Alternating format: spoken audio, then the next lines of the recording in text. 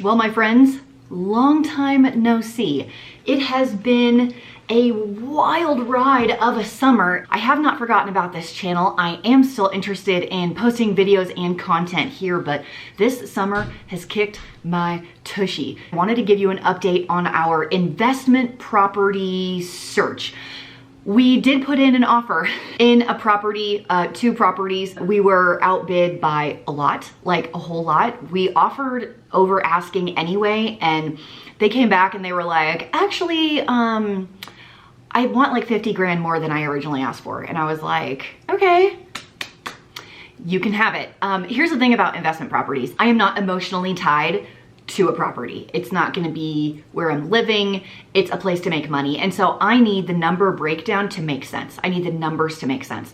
And at the prices things are going for and the amount I could charge for rent, it does not make sense. We kind of put it on the back burner for a little while. It just became this crazy feeding frenzy of houses going for ridiculous, obscene amounts of money. The whole thing is just a whole mess. Instead, here's the new plan. We are currently still looking to buy a property, but it's a little different.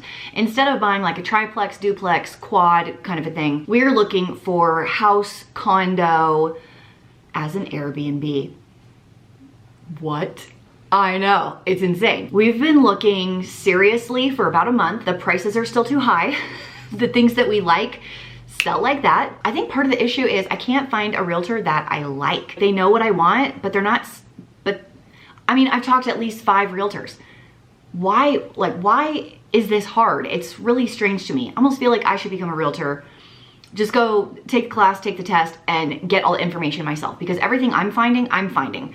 And then I have to go through the realtor, but they're not getting back to me. It's very frustrating as a potential buyer to be at the whim of someone who won't communicate with you. So that's been pretty frustrating for us. Once again, I'm still looking at the numbers. Like, it has to be in the right area. It has to be the right price for the mortgage to be a certain dollar amount. I have to be able to get so much money on Airbnb per night to pay the bills to make it worth it with like a low book rate. Like if I can book 10 nights a month and pay the bills, a pretty good bet for me. Less would be better, like 6 nights. Like if I only had to book 6 nights and it worked, that would be fabulous. 2 properties that we kind of like right now.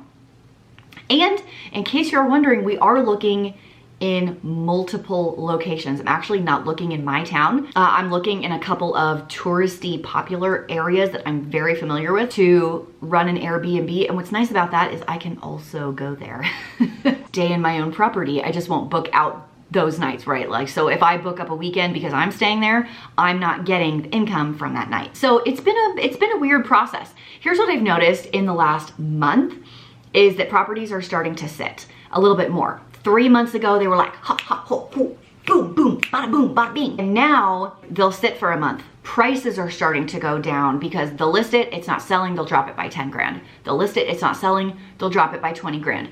So I have noticed the market softened in the areas I'm looking. Have you noticed the real estate market like calming down a little bit?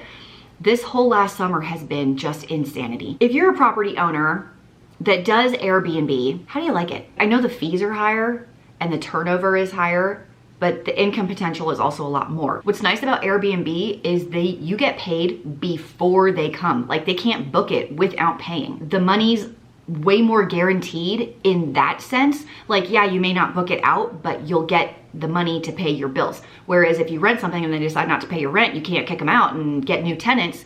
There's no guarantee you get any money there. I'm excited to jump into investment properties via vacation home style instead of straight up rental. I'm really excited about the shift in goals here. I think in my next video, I'll give you an update in our own home payoff update. We are doing really well. We are rocking and rolling on that. And so now it's just a matter of how much do I need to put down on this rental property. Oh, and great news there. When I was pre-approved previously with a specific bank, they required 30% down on a property, on whatever property I put down, which is fine, I can pay that, but it's a lot more money out of my own pocket and less cash to invest in other properties. And I was trying to talk to them about that. The problem with that bank is they don't keep any of their loans in-house. They sell them off almost immediately, and because I already have a personal mortgage, this will be a second mortgage, they wanted it to be as low risk to sell off as possible. I don't know how I'm even a little high risk, but there you go. So if you can find a credit union or a bank that will keep the loan in-house, which I found in the last week, I found a new bank that keeps all of their mortgages in-house in their bank. They do not sell them off.